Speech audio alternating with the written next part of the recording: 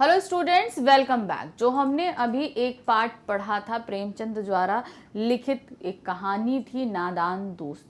किस तरीके से बच्चों की नादानी से चिड़िया अपने अंडे अपने आप से दूर करके उन्हें तोड़ देती है, ये हमने इस पार्ट के अंदर देखा था और समझा था कि प्रकृति द्वारा प्रदत्त बहुत सी चीज़ें हैं, हमको उनके साथ छेड़खानी नहीं करनी चाहिए।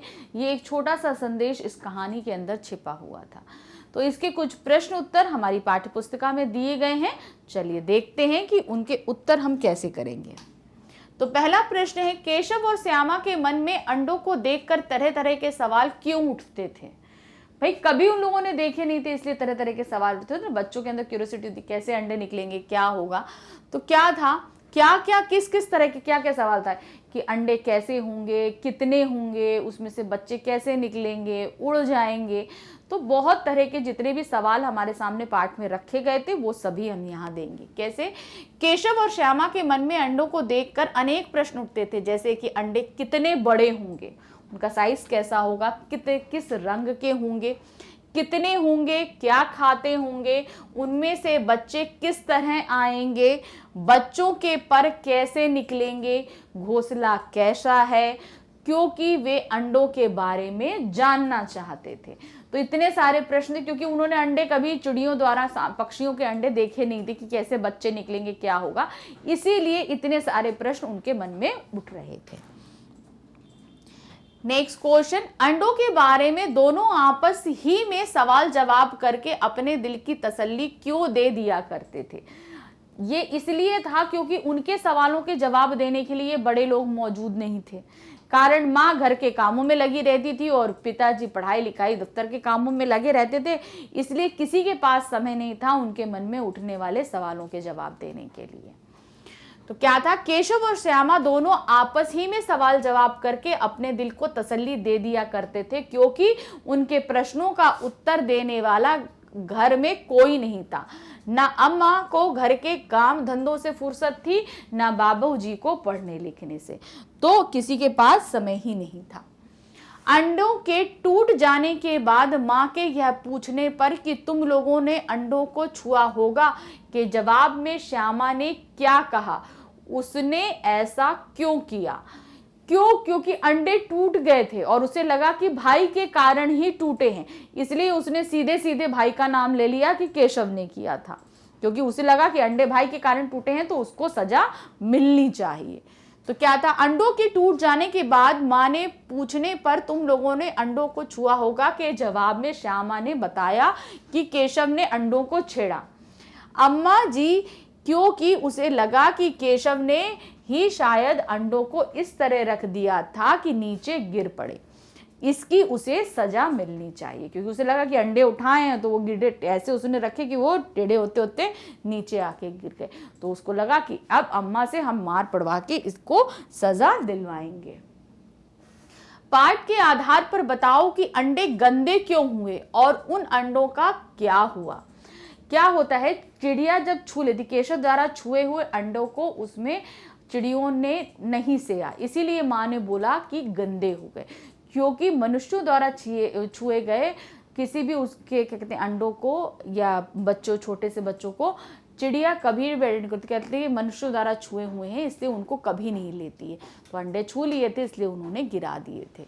तो यही चीज देंगे, केशव के छूने से चिड़िया के अंडे गंदे हो गए। किसी के हाथ लगाए अंडों को चिड़िया नहीं सेती है, चिड़िया अंडों को घोंसलों से गिरा देती है और इस तरह अंडे बर्बाद हो जाते हैं, क्योंकि वो अंडे वो अपने पास कभी भी नहीं रखती है।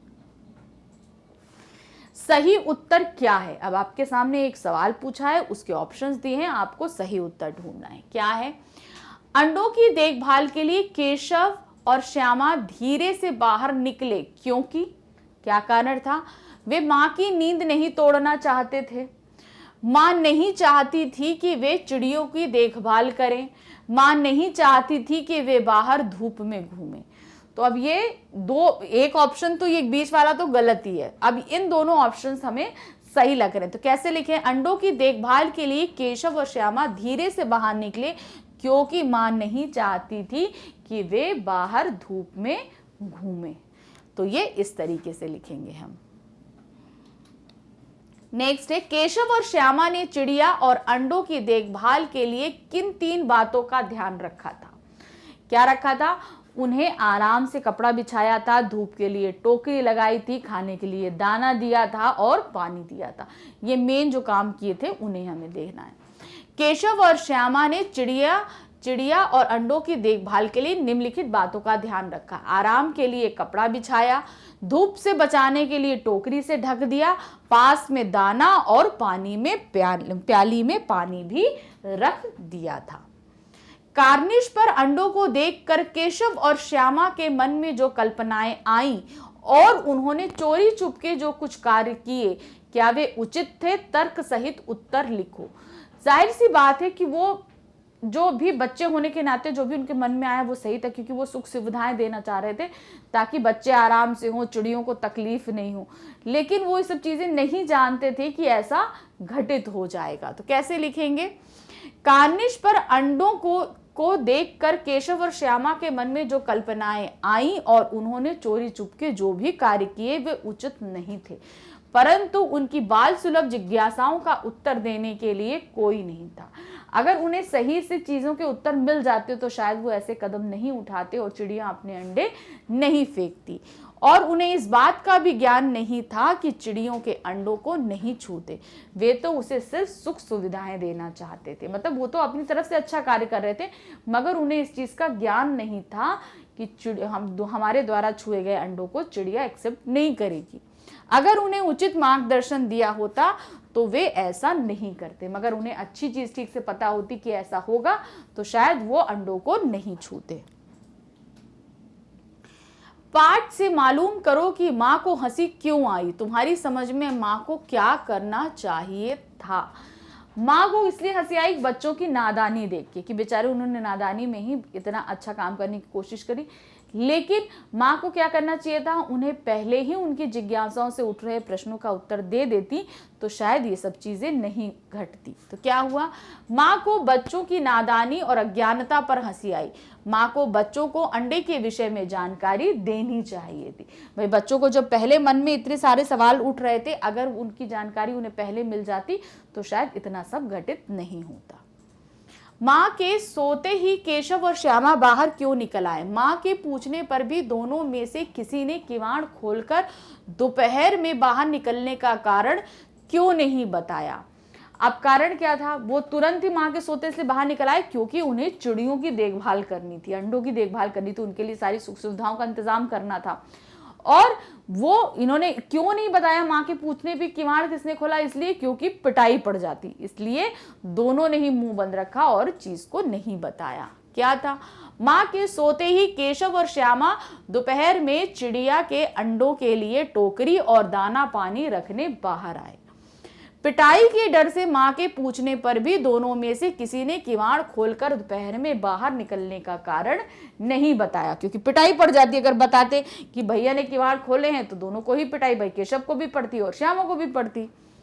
नेक्स्ट क्वेश्चन, प्रेमचंद ने इस कहानी का नाम नादान दोस्त रखा, तुम इससे क्या शीर्षक देना चाहोगे? अब देखिए सभी के मन में अलग अलग शीर्षक आ सकते हैं। नादान दोस्त इसलिए रखा क्योंकि वो चिड़ियों के साथ दोस्ती करना चाह रहा, उनका अच्छा करना चाहता, लेकिन वो नादान था, वो नहीं जानता था कि वो लोग कैसे कैसे चीजों को एक्सेप्ट नहीं करेंगे, तो इसीलिए नादान दोस्त प्रेमचंद ने रखा। आप चाहिए बचपन की नादानियां रख लीजिए या नादानियों भरा एक दोस्त रख लीजिए, कुछ भी, बहुत से नाम आपके दिमाग में आएंगे, आप उनमें से रिलेटेड कुछ भी रख सकते हैं। तो क्या है? मैं इस कहानी में वर्णित बचपन की नादानियों को देखते हुए इसका नाम बचपन की नादानियां रखना चाहूंगा। अनजाने में हुई गलती पर केशव को कई दिनों तक अफसोस होता रहा। दोबारा उससे कोई ऐसी गलती ना हो, इसके लिए तुम उसे क्या सुझाव दे सकते हो, इसे भी लिखो। तो अब इसमें आप अपने मन से लिखेंगे कि आप क्या क्या सुझाव केशव को दे सकते हैं ताकि उसे फ्यूचर में कोई उससे इस तरीके की गलती नहीं हो। तो ये आप सभी के सुझाव अलग अलग हो सकते हैं, लेकिन इनको आप कैसे लिखेंगे ये हम आपको जरूर बता सकते हैं। कैसे? केशव से दोबारा ऐसी गलती ना हो, इसके लिए मैं निम्नलिखित सुझाव देना चाहता हूं। पहला, वह अपने माता पिता की आज्ञा का पालन करे। माँ ने बोला सो जाओ तो दूसरा सो जाना चाहिए, तो उसे बाहर नहीं आना चाहिए था। अगर उसे कुछ करने से रोका जा रहा है तो उसके पीछे की वजह समझने का प्रयास करें। अगर हमें ये हमको सभी के लिए होना चाहिए कि अगर हमारे बड़े हमें किसी चीज़ से मना कर रहे हैं तो जाहिर सी बात है किसी वजह से मना कर रहे होंगे। वह अपनी नवीन योजनाओं की चर्चा अपने माता पिता शिक्षक से करे, वह उनकी राय जानने का भी प्रयास करे। अगर वो कोई ऐसी चीज प्लान कर रहा है तो किसी के साथ शेयर करे जो उससे बड़ा है, तजुर्बे वाला है। तो उससे क्या होगा, अगर उससे कोई गलती हो रही होगी तो तुरंत ही उस गलतियों के बारे में उसे पता चल जाएगा और वो समय रहते उनमें सुधार कर लेगा। नेक्स्ट क्वेश्चन है, केशव और श्यामा चिड़िया के अंडों को लेकर बहुत उत्सुक थे। जब उन्होंने पता चला अंडे दिए तो वो बहुत ज्यादा जिज्ञासु थे कि क्या है उसके अंदर। क्या तुम्हें भी किसी नई चीज, जगह या बात पर कौतूहल महसूस हुआ है? ऐसे किसी अनुभव का वर्णन करो और बताओ कि ऐसे में तुम्हारे मन में क्या क्या सवाल उठे। तो देखिए, आपके जीवन में कोई भी ऐसी चीज घटित हुई हो या अभी हो ऐसा कुछ हो, कुछ घटना घटी हो जहां पे आपको उस चीज को जानने के बारे में बहुत उत्सुकता हुई हो, तो आपको वो वाला पूरी घटना यहाँ पर लिखनी है। कैसे लिखेंगे ये हम आपको जरूर बता सकते हैं। जब मैं 5 साल का था तो मैं पहली बार हवाई जहाज से दिल्ली नानी से मिलने जाने वाला था। तब मुझे बहुत कौतूहल महसूस हुआ था। जिसे रोज आसमान में देखने की चाह रहती थी, उसी हवाई जहाज से मैं सफर करने वाला था। मेरे मन में कई प्रश्न उभरते थे, जैसे इतने छोटे हवाई जहाज में सब कैसे बैठेंगे, हम सुरक्षित पहुंचेंगे या नहीं, या दवाई या हवाई जहाज को थोड़ी देर आसमान में रोककर बाहर निकलकर तारे देख सकते हैं या नहीं। तो एक बच्चे के मन में जैसे जैसे सवाल उठ सकते हैं उस तरीके के सवाल। अब आपके मन में किसी भी घटना को सामने आई हो आपको और आपको बहुत जिज्ञासा हुई उसके बारे में जानने के लिए, तो आप उसको उस तरीके से लिख सकते हैं। तो इस तरीके से इस पाठ के सभी प्रश्न उत्तर खत्म किए, पाठ समझाए, प्रश्न समझाए। ध्यान रखिए, जब भी हम चीजों को समझा रहे हैं या बता रहे हैं, उन्हें ध्यान से सुनिए और समझिए। रटने की बजाय समझने की कोशिश कीजिए तो पढ़ना ज्यादा आसान हो जाएगा आपके लिए। तो यहीं पे ये खत्म करते हैं। Thank you, bye bye.